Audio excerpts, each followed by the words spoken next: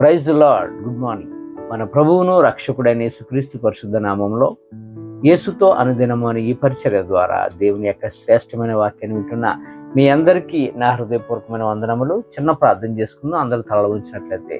సర్వోన్నతుడా, సర్వాధికారి, ఈరోజు నీ కుమారులుగా నీ కుమార్తెలుగా నీ వాక్యాన్ని మేము ధ్యానించుండగా ఆయన నీవే మాతో మాట్లాడి మమ్మల్ని అందరినీ బలపరచమని సర్వోన్నతుడు నిజరక్షకుడైన యేసు పుణ్యనామంలో ప్రార్థించి వినయంతో అడిగి వేడుకొనిచున్న మా యెహోవా తండ్రి, ఆమేన్. ఈరోజు దేవుడు మనతో మాట్లాడుతున్న మాట ఏంటంటే, దేవుడు చూస్తాడండి అంటే దేవుడు ప్రతిదీ చూస్తాడానికి ఆయనకు మరుగైనది ఏమైనా ఉందంటే ఏమీ లేదు. 139 కీర్తన ప్రకారంగా అందులో ఒక పాట కూడా ఉంటుంది. నన్ను చూచువాడా, నిత్యం కాచువాడా. ఆయన సమస్తమును చూచు దేవుడు, నిత్యము మనల్ని కాచు దేవుడు. అటువంటి దేవుడు మన ప్రతి చర్యను, మన ప్రతి హృదయంలో ఉన్నటువంటి ప్రతి మాటను కూడా ఆయన గ్రహించే దేవుడు. మనకు తలంపు రాకముందే ఆయనకు తెలుసు మన హృదయంలో ఏమొస్తుంది అనేది. అటువంటి దేవుడు మరి మనల్ని అందరికీ డౌట్ ఉంటుంది. ప్రస్తుతం జరుగుతున్నటువంటి ఈ యొక్క పరిస్థితులు మనకు తెలుసు. ఏంటి? ఇండియా పాకిస్తాన్ యొక్క యుద్ధం చాలా భయంకరంగా ఉంది. రోజు రోజుకి ఉత్కంఠ పెరిగిపోతుంది జనాల్లో. ఏమైపోద్దని ఇటు పాకిస్తాను, అలాగే ఇటు ఇండియా. పాకిస్తాన్కి సపోర్ట్ చైనా, టర్కీ, అలాగే మరి ఇండియాకి సపోర్ట్గా రష్యా, అమెరికా, ఇస్రాయిల్, ఈ దేశాలు ఉన్నాయి. ఏది ఏమైనా మరి యుద్ధం జరుగుతుంది కదా, యుద్ధాన్ని దేవుడు ఆపొచ్చు కదా అంటే మనం మాత్రం చాలా కూల్గా ఉన్నాం. మన యొక్క ప్రదేశంలో ఇంటి దగ్గర చక్కగా టీవీ చూస్తూ, సెల్ ఫోన్లో చూస్తూ, యూట్యూబ్లో చూస్తూ చాలా కూల్గా ఎంజాయ్ చేస్తున్నాము. కానీ అక్కడ బార్డర్ ఎయిర్ ఫోర్స్ వారు కావచ్చు, ఆర్మీ వారు కావచ్చు, నేవీ, బిఎస్ఎఫ్, ఇలా సిఆర్పిఎఫ్, వీళ్ళందరూ కూడా వారి ప్రాణాలను తెగించి అక్కడ యుద్ధాలు చేస్తూ ఉన్నారు. ప్రాణాన్ని ఇంకా వెళ్ళారంటే నేను ఏమైపోతానో నాకు తెలీదు అన్నట్లుగా ప్రాణం తీపి లేదు వాళ్ళకి. ప్రాణం మీద ఆశ లేదు వారికి. దేశం మీద చాలా మక్కువ, దేశం మీద చాలా ప్రేమ, వారుకున్నటువంటి దప్పిక అది. నా దేశం కొరకు నేను ఏమన్నా అయిపోతాను అన్నట్లుగా మరి దేశం కొరకు ఎంతగానో ప్రాణాలకు తెగించి ఉన్నారు చాలామంది. యుద్ధ భూమిలో ఉన్నారు వాళ్ళందరూ కూడా. మనము వారి క్షేమం కొరకు నిత్యము ప్రార్థన చేయాలి. మాట్లాడుతున్న ప్రతి ఒక్కరు కూడా యుద్ధ భూమిలో యుద్ధం చేస్తున్నటువంటి వారి కొరకు మనం ప్రార్థన చేయాలి. కానీ యుద్ధము ఏం జరుగుతుందంటే సామాన్య ప్రజలకు ఇబ్బంది కలగకుండా ఉంటే బాగుంటుంది. అటు పాకిస్తాన్లో ఉన్నటువంటి సామాన్యులకైనా, ఇటు ఇండియాలో ఉన్నటువంటి సామాన్య ప్రజలకైనా ఎవరికి ఎటువంటి హాని లేకుండా ఉంటే, యుద్ధము సాఫీగా జరిగితే, సమాధానంగా జరిగితే, పాకిస్తాన్లో ఉన్నటువంటి జనాల మీద కోపం కాదు మనకి. పాకిస్తాన్లో ఉన్నటువంటి ఉగ్రవాదులు, తీవ్రవాదులు, తాలిబాన్లు, వీళ్ళందరూ కూడా ఏమవుతున్నారంటే వారి రాజ్యం అయిపోతుంది. వారు ఏదైనా చేసేయడానికి సిద్ధమవుతున్నారు. అక్కడ రాజ్యాంగాన్ని, అక్కడ ప్రభుత్వాన్ని, అక్కడ అధికారులకి అంత విలువ లేదు. అక్కడ వీరిదే పై చేయిగా ఉంది. అందుకని చాలా దారుణంగా మరి ఈ పోయిన నెల ఏప్రిల్ 22వ తారీఖున జరిగినటువంటి పహల్గామ్లో జరిగినటువంటి ఆ యొక్క కాల్పుల ద్వారా, ఉగ్రవాదులు జరిపినటువంటి కాల్పుల ద్వారా ఇప్పుడు మనకు వచ్చినటువంటి ఈరోజు మనకి యుద్ధము ప్రారంభమైంది. ఏది ఏమైనప్పుడు కూడా ఈ యుద్ధము శాంతియుతంగా, సమాధానంగా జరగాలి. ఆ యొక్క బార్డర్స్లో ఉన్నటువంటి సైనికులకు దేవుడు ఆరోగ్యాలు ఇవ్వాలి. ఎందుకంటే వారు ప్రాణాలకు తెగించున్నారు. వారి ఇంటి దగ్గర జనాలు ఎలా ఆలోచిస్తారో ఒకసారి ఆలోచించండి. చాలా భయపడుతుంటారు కదండి. వారి కొరకు మనం ఖచ్చితంగా ప్రార్థన చేయాలి. ఈరోజు దేవుడు మనతో మాట్లాడుతున్న మాట ఏంటంటే, యేసయ్య సమస్తమును చూచుచున్న దేవుడు. ఈ పేరు ఎవరు పెట్టారో తెలుసండి? అబ్రహాము భార్య అయినటువంటి సారా దగ్గర ఉన్నటువంటి ఒక పనిగత్తి అయినటువంటి ఆగరు. అంటే అబ్రహాముకి భార్య అని చెప్పచ్చు ఒక మాటలో చెప్పాలంటే. ఇస్మాయిల్ తల్లి. చూచుచున్న దేవుడని ఆమె ఒక అన్యురాలు యేసయ్యకి పేరు పెట్టింది. అయితే దేవుడు చూస్తున్నాడు కదా.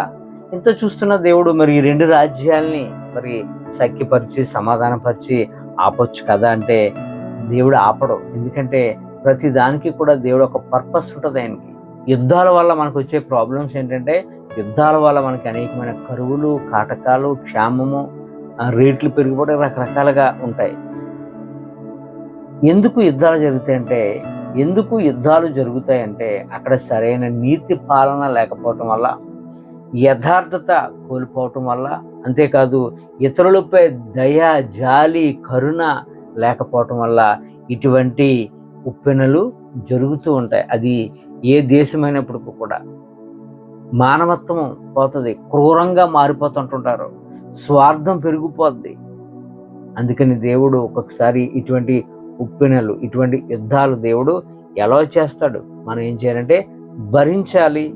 అది ఇండియా అయినా, అది పాకిస్తాన్ అయినా, మనము ఈ యుద్ధాల్లో ఏం ప్రార్థన చేయాలంటే సామాన్య ప్రజలకు ఎటువంటి ఇబ్బంది లేకుండా అక్కడ ఉన్నటువంటి ఉగ్రవాదుల మీద మన యొక్క దేశము పంజాయి విసిరితే చాలు.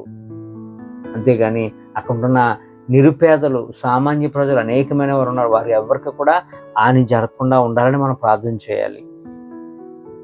మనం ఏది చేసినప్పుడు కూడా, యుద్ధమైనా, మన కుటుంబంలో అయినా, మన యొక్క హృదయంలోనికి అయినప్పుడు కూడా దేవుణ్ణి ఇన్వాల్వ్ చేస్తే ఆయన మన పక్షంగా యుద్ధం చేస్తాడు. ఆయన రోమిలికి రాసిన పత్రికలో ఒక మాట ఉంటుంది, 10వ అధ్యాయం 11వ వచనంలో, ఏమనగా ఆయన యందు విశ్వాసం ఉంచేవాడు ఎవడును సిగ్గుపడని లేఖనం చెప్తున్నది. ప్రతి దాంట్లో దేవుని మనం ఇన్వాల్వ్ చేసి ఆయన యందు మనం విశ్వాసం ఉంచితే మనం సిగ్గుపడము, ఎక్కడ కూడా ఓటమి అనేది మనకి ఉండదు. 12వ వచనంలో, యూదుడని కానీ గ్రీసు దేశస్థుడని కానీ భేదం లేదు, ఒక్క ప్రభువే, అందరికీ ప్రభువై ఉండి తనకు ప్రార్థన చేయవారు అందరి ఎడల కృప చూపుటకు ఐశ్వర్యవంతుడే ఉన్నాడు.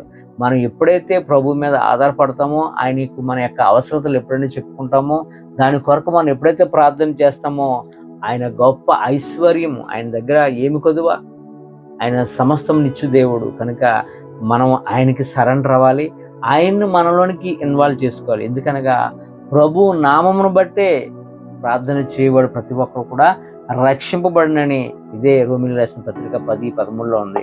యేసు నామమును బట్టే మనం ప్రార్థన చేస్తే ఖచ్చితంగా ప్రార్థనకు మనకు జవాబు దొరుకుతుంది. మనము మనంతటిగా ఎవరి మీద కూడా పగ తీర్చుకోక్కర్లా. మనం పగ తీర్చుకుంటే దేవుడు సైలెంట్ అవుతాడు. దేవుణ్ణి మనలోనికి ఇన్వాల్వ్ చేసుకుని ఆ యొక్క పరిస్థితిలోనికి, ఆ యొక్క ప్రాబ్లంలోనికి దేవుణ్ణి ఇన్వాల్వ్ చేస్తే ఆయన మన పక్షముగా యుద్ధం చేస్తాడు. ఇశ్రాయేలీలు గొలియాతును చూసి, సౌలు లాంటి గొప్ప యుద్ధవీరులు గొలియాతును చూసి భయపడుతూ ఉన్నారు. ఎందుకంటే అతడు బలవంతుడు, అతని దగ్గర ఉన్నటువంటి యుద్ధ సామాగ్రి చూసి, ఏ బాబు ఇతను మనం జయించటం మన వల్ల కాదు అని భయపడ్డారు. ఆ గొలియాతు కూడా ప్రతిరోజు వచ్చి సవాలు విసురుతున్నాడు, మీలో మగాడే లేడా అని. అందరు భయంతో ఉన్నారు. కానీ బాలుడైన దావీదు గొలియాతు యొక్క బలాన్ని చూడలేదు, గొలియాతు దగ్గర ఉన్నటువంటి ఆ యుద్ధ సామాగ్రిని చూడలేదు, దేవుని చూసి ముందుకు సాగాడు. యుద్ధము యెహోవాదే అన్నట్లుగా ముందుకు పరిగెట్టాడు. విజయముతో గొలియాతు తలను తీసుకొచ్చాడు. ఏం జరిగింది ఇక్కడంటే, దేవుణ్ణి ఇన్వాల్వ్ చేసుకున్నాడు తన యొక్క పరిస్థితిలోనికి. ఈ మాటలుంటున్న ప్రియ సహోదరి సహోదరుడా, నా పరిస్థితి ఏదైనప్పటికీ కూడా మనమేంటో ఆయనకు తెలుసు. మనల్ని మనం ఆయనకు అప్పగించుకుంటే చాలు. ఆయన మనల్ని సమస్తము చూస్తున్నాడు. 139 కీర్తనలో మన ప్రతి అడుగును, మన యొక్క నడకను, మన ప్రతి చర్యను, మనం ఎక్కడున్నప్పుడు కూడా ఆయన కళ్ళు కప్పి మనం జీవించలేం. ప్రతిదీ కూడా ఆయనకి తెలుసు. సమస్తము సర్వాంతర్యామి ఆయన. కనుక ఈ మాటలు ఉంటున్న నా ప్రియ సహోదరి సహోదరుడా, యేసయ్యను నీ యొక్క ప్రాబ్లంలోనికి ఇన్వాల్వ్ చేసుకో, నీ పరిస్థితుల్లోనికి ఇన్వాల్వ్ చేసుకో, నీ కుటుంబంలోనికి ఇన్వాల్వ్ చేయి. నీ పక్షముగా యుద్ధము చేసే దేవుడు నిన్ను చూస్తున్నాడు. నువ్వు పిలవకపోతే ఆయన రాడు. పిలిస్తే, తండ్రి అని పిలిస్తే కుమారుడు అని పలికే దేవుడు. నువ్వు పిలవకపోతే ఆయన యొద్దకు రాడు. అడుగుడి మీకు ఇవ్వబడునన్నాడు. మనం అడగితేనే కానీ మనం పొందుకోలేం కదా. కాబట్టి యేసయ్యను మనలోనికి ఇన్వాల్వ్ చేసుకుంటే, మనలోనికి ఆహ్వానించుకుంటే ఆయన ఖచ్చితంగా నీ పక్షముగా, నా పక్షముగా కార్యాలు చేసే దేవుడు. ఈ కొద్ది మాటలు దేవుడు మనందరి జీవితంలో నెరవేర్చును గాక. ఆమేన్. God bless you.